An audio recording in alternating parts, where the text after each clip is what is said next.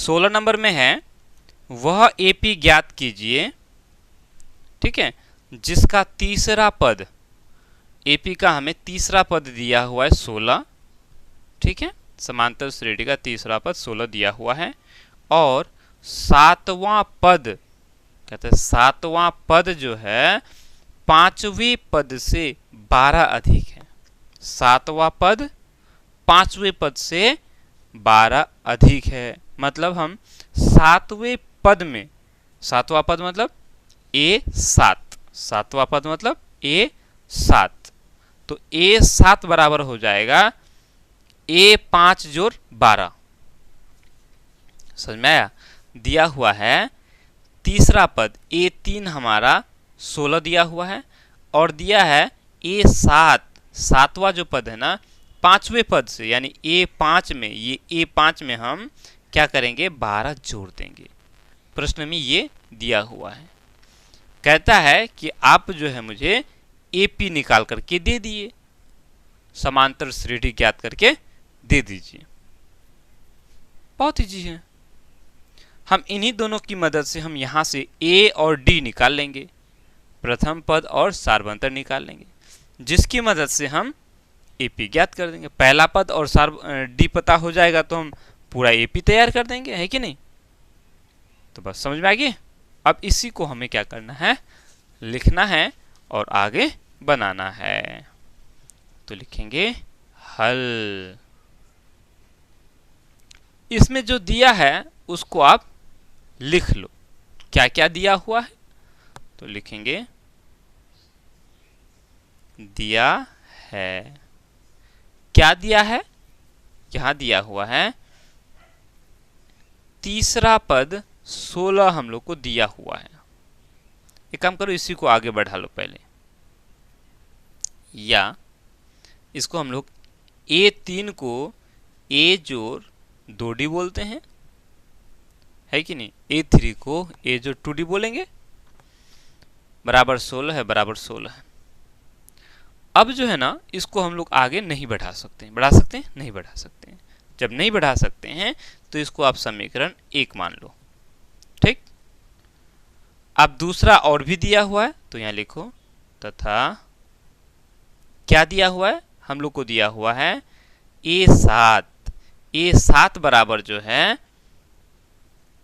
A5 से 12 ज्यादा है, A5 में हम 12 जोड़ दिए, ठीक।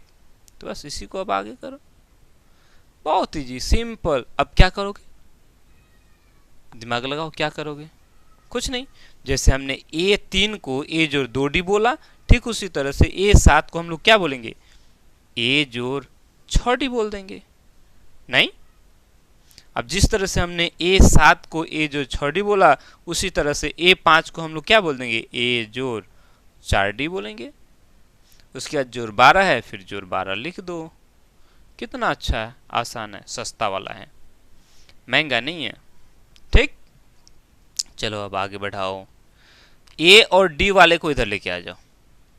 तो A जोड़ 6D है, उसके बाद इसको लेके आएंगे, तो ये जोड़ में है, इधर आके घटा में हो जाएगा, ये जोड़ में है, इस पर आके घटा में हो जाएगा, बराबर 12 रह जाएगा। क्लियर? आगे बढ़ाएंगे तो देखो ये A जोड़ में, ये A घटा में, खत्म। यहाँ कैठो D है 6 ठो, और यहाँ कैठो D है 4 ठो, तो 6 ठो में से 4 ठो चला गया, कैठो D बचा? तो बोलेंगे सर यहाँ 2 ठो D बचा है, बराबर 12, है ना? 2D बराबर कितना हो गया, 12 हो गया। क्या आसान नहीं है क्या? तो यहां से हम D का मान निकाल लेंगे, तो बोलेंगे इसीलिए D बराबर कितना हो जाएगा, 12/2, तो बराबर 6 हो जाएगा। एक और बात ध्यान रखना, मैं यहाँ देखो बराबर को बराबर करके लेके आ रहा हूँ ना, इधर जगह छोड़ के, इसीलिए आप लोग जब भी लिखोगे इसको तो यहाँ ऐसे बराबर को बीच में से लेकर आना, ताकि देखने में ज्यादा सुंदर हो, अच्छा लगेगा। चलो यहाँ तक क्लियर। हमें यहाँ D का मान पता चल गया। अब इस D का मान को हम समीकरण 1 में बैठा देंगे, तो यहां से हमें A का मान पता चल जाएगा, है ना? लिखेंगे समीकरण 1 में d का मान रखने पर, ठीक है, समीकरण 1 में हम d का मान रख देते हैं तो क्या हो जाएगा। समीकरण 1 हमारा क्या है, a जोड़ 2d, तो हम 2 गुना d करेंगे, d हमारा 6 है तो 6 लिखेंगे, बराबर 16 है ना, तो यहाँ बराबर 16 लिखेंगे। क्लियर, आगे बढ़ाएंगे इसको, अब उधर लेके चले जाएंगे तो a बराबर कितना हो जाएगा 16, 6 दूनी 12, ये जोड़ में है, इस पर आएगा तो घटा में हो जाएगा, घटा 12, तो कितना हो गया यहाँ से a का मान, हमको यहाँ a का मान मिल गया 16 में से 12 चला जाएगा 4 बच गया। देखो हमें a का मान पता चल गया, ठीक है, और d का भी पता चल गया, तो a और d की मदद से हम क्या करेंगे, AP को लिख लेंगे। ठीक है, अब आप लोग नीचे लिखो, नीचे लिखोगे अतः a बराबर 4 तथा d बराबर 6, a और d हमको पता चल गया, तो इसका AP क्या हो जाएगा, लिखेंगे अतः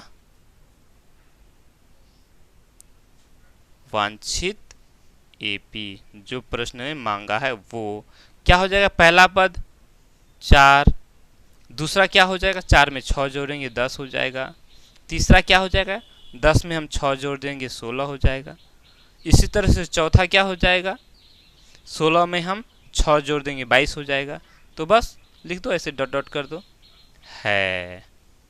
क्लियर, देखो कितना आसान है, नहीं है आसान, एकदम बिल्कुल आसान है। ठीक है, आई बात समझ में। तो इस तरह से हम लोग का ये 16 नंबर कंप्लीट हो गया। अब हम लोग आगे बढ़ेंगे 17 नंबर की ओर। तो चलो इसको प्यार से, प्रेम से, अच्छे से उतार लो इसको।